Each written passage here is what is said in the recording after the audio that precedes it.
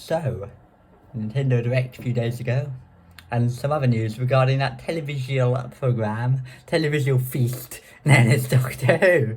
But before we get to that, let's just talk about the old Nintendo Direct. I just thought it was quite exciting. I just thought I'd better record a video to say my general thoughts for the historical prosperity and all that. That's probably not the word I'm trying to think of. So, what have we got? I just wrote down a few things regarding it. I mean, they announced the thing about Castlevania at the start. Boring, I don't care.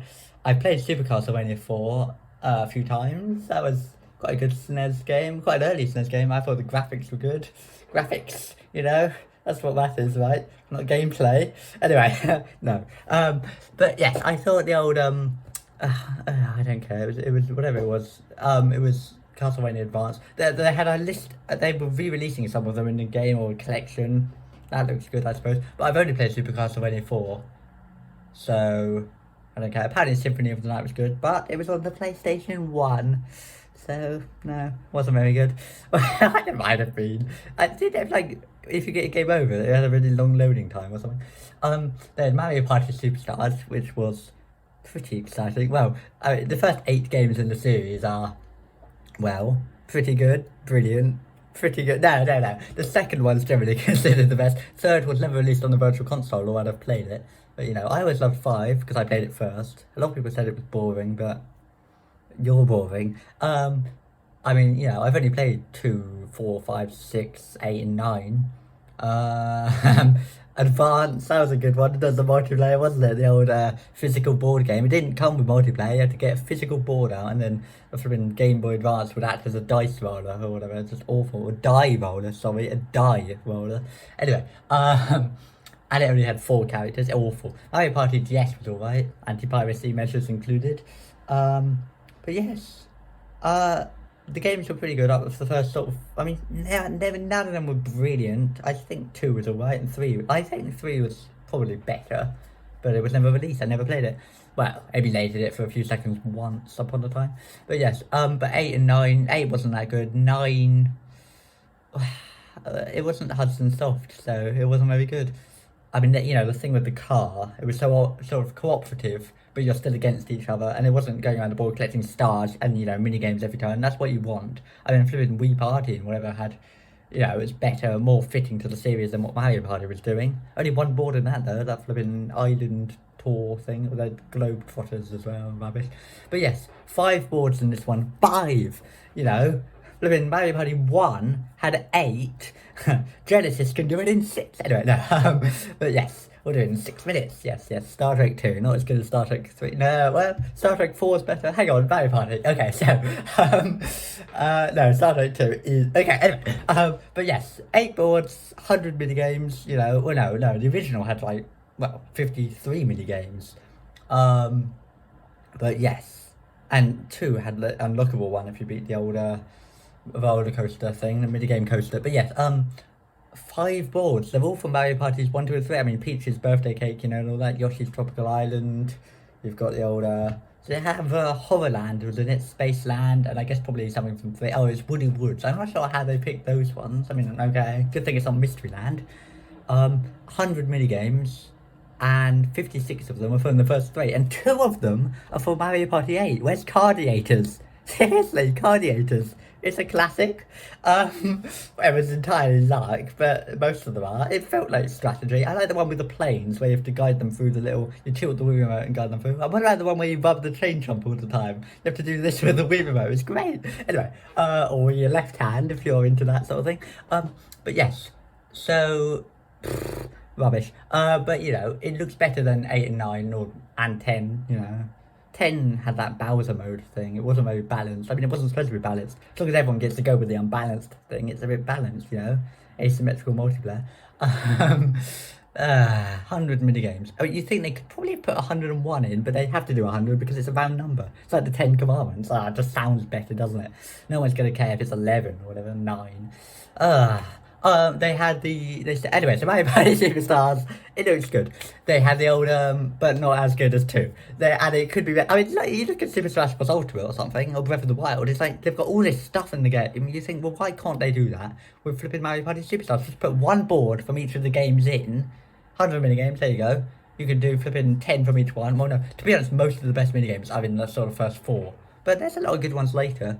I mean, you think surely a lot of the ones in 9 and 10 will be okay. They're not going to do more than 1 or 2 just pure luck, like Bowser's Big Blast, which looked better in Mario Party 4, by the way. Well, Bowser's Bigger Blast. The explosion in 2 is like, you know, in 4 it's like, it shatters entirely, it goes all down the screen. And then in this one it's like, whatever, it's not as good.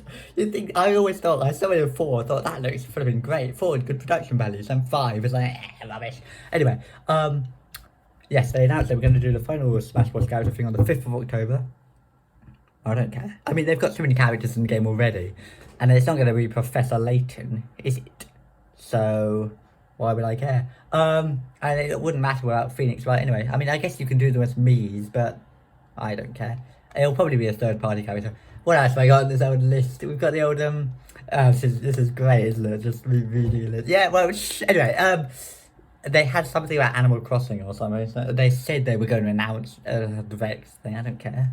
I haven't played it. I played the original and I played the Wii one.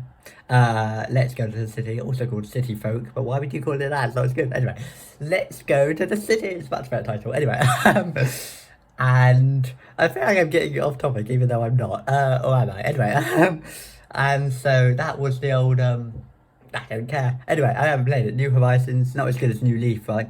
Metroid Dread, they had a pointless trailer. I mean, obviously it's a great game. I prefer the Prime games. Prime 1, arguably the best game ever made. Prime 2, well, Prime 1 had the Chozo Artifact Temple and stuff. You know, great music. It had like E minor 7th was called like well, you know, D, B, G, F sharp, E. Well, I think it went down by 2 octaves actually, so it wouldn't have gone D. It didn't do that twice. It only played the D, then it would have played the E the second time going down, then back up, and it would have gone to D at the very top. Anyway, so you know, I love that music. And then the choir,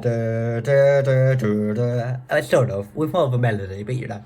And then Prime 2 had all the light and dark world flipping. A bit hard. I beat it on veteran mode on the older Prime trilogy, which I mean it's a bit easier. Well, they changed the Boost Guardian. One of his attacks in the original did more damage. It was like a glitch or something, or they didn't set it. They just probably didn't have time to balance it. Well, I think it was going to come out in like 9 months, so then they had to rush it to come out in 3 or something. But it's a great game. It really, you wouldn't know that. I'm not sure if that's entirely true. But anyway, it is really good though. Apart from, wow, certain bits. You know, I mean, I could go on about it, but you know, it's a great game. And then Prime 3 is fantastic. But the scanning wasn't really very well integrated into the old gameplay. It's not like the first 2 where it's sort of slow paced, you can scan around and, you know, Metroidvania stuff. Although there's no sequence breaking, which is the key thing that 2D games definitely did better. But you know, it was runny, gunny, shooty stuff, you know, space pirates and all that. It was a good game, but I definitely prefer 1. I'd say 1's better than 2, it's better than 3. A lot of people would say 2 is the best. They're like the real fans, but nah. I played 1, then a year later I played 2, and then 3, and now I played 1 again. You know, I'm not going to go and play 2. Well, I'm sure I'll play 2 again, but you know, it's just not as good from what I thought last time. If you made it so you could skip the bits between the light and dark world, maybe it'd be a lot better.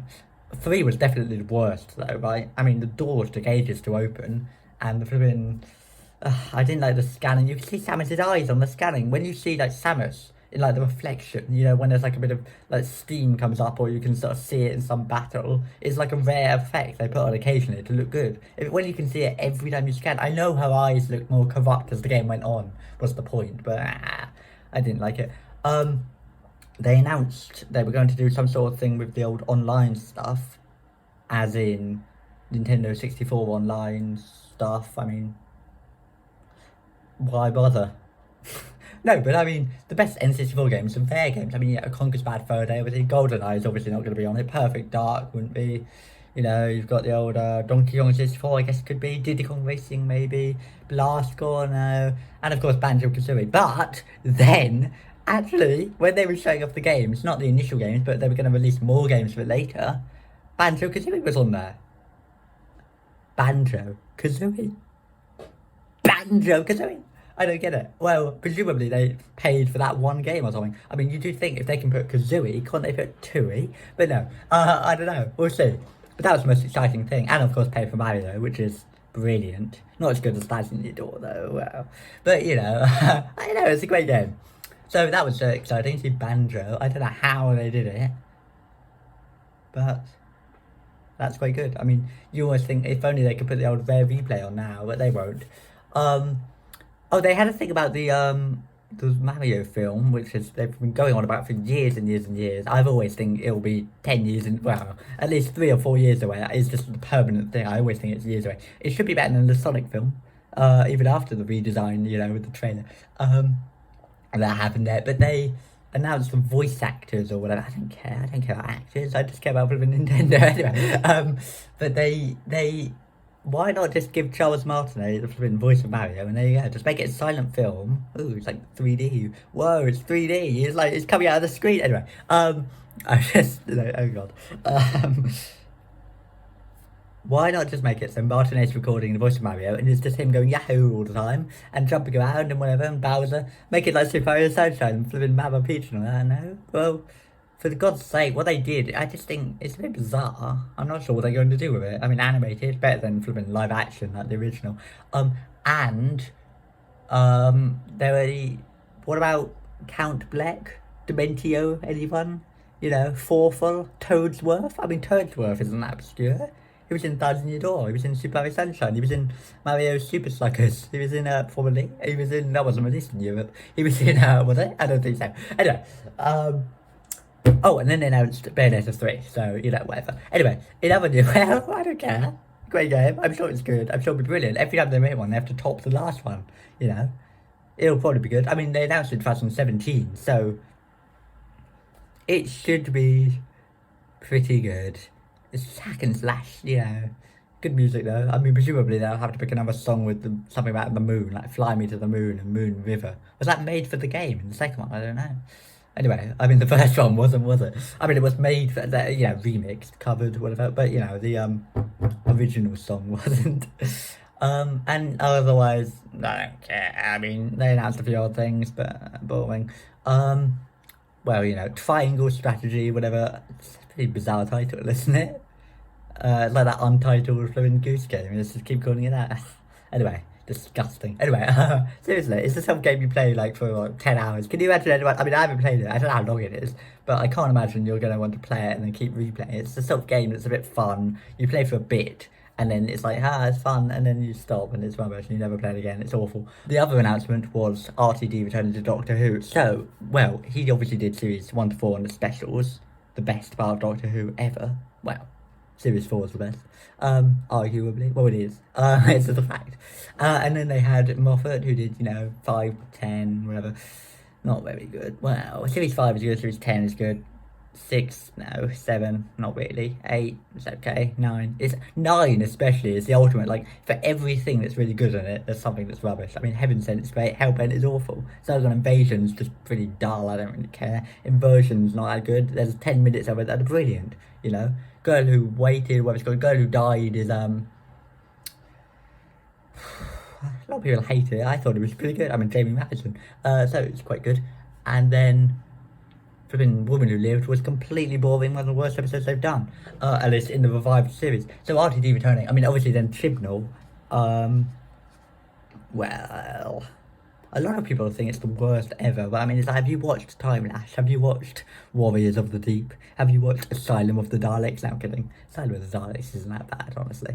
If you actually watch it, I mean, genuinely. I mean, when was the last time you watched it? If you really think it's awful, why don't you just have a peruse? I bet you'll enjoy it more than you think you will, or you won't. Maybe you won't. No, but no, seriously, it's not that bad. It's just a bit of a romp, innit?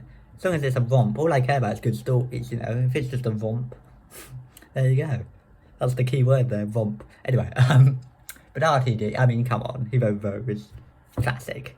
He wrote End of the World, not really a classic. It's got some good bits, the ending, you know. Very much copied over into the old Deep Breath at the end, and Beast Below was quite similar too, really, but obviously, and that wasn't very good. Well, I quite like the Beast Below more than, considering, especially Moffat and all that always says until recently that it was the worst one. He you know, he always said it was a bit of a mess. I thought it was quite a good story, considering that you go into it knowing it's going to be awful. But you know, flipping Parting of the Ways is fantastic. I mean, New Earth a lot of people hate, but nice editing. I quite like the ending. Obviously, the bit of the whole combining all the cures to cure all the diseases doesn't make any sense at all. But, you know, generally, I think it's quite a fun story. You're not going to get me to hate it, obviously. The Idiot's Lantern's probably the worst 10th Doctor story. I know some people say, and to that I say, I mean, yeah, they say, probably, I don't know, 42, Lazarus Experiment, maybe? Planet of the Dead? No. I like the Lazarus Experiment. 42, you know, it's got flipping all the strange creatures playing along. Therefore it's good. But, you know, I mean, the thing is, even if it was RTD coming back, I mean, it's for the 60th anniversary. Have I not said what it was for yet? Well, actually, you know, 60th anniversary. And the old, and at least one more series. Well, I don't care. I mean, the 50th anniversary was the big thing. 60th is like, yeah, okay. I would rather they didn't do something with loads. I mean, that's not, so I'm not going to say no to having the 12th Doctor back or whatever. I would rather they did a new thing with a new Doctor, like the Christmas Invasion. You know, just a new thing. Big, new, exciting opening thing. It'd be more exciting. And so, generally, we'll see. But I'm sure it'll be better than Chibnall. Not that I hate Chibnall. I mean, you know, Kablam was okay. Fugitive of the Dragoon, or Prisoner of the Dragoon, as it was called in Doctor Who magazine, issue 551, 19609, or whatever it was. What was it called? 16309? Defiance flipping code. I think you'll find it's called Reliant, not Defiant. Anyway, in Star Trek 2, back to that, are we? Anyway, yeah. No one ever did that again then. Well, they didn't know the codes after that, did they? I mean, everyone else had changed them. It's the only time they ever did that, I think. At least in the films, obviously. Anyway. So, it's quite exciting. I doubt it'll be as good as Series 4, because it can't be. But it'll probably be better. I'm sure it'll be better than Series 11.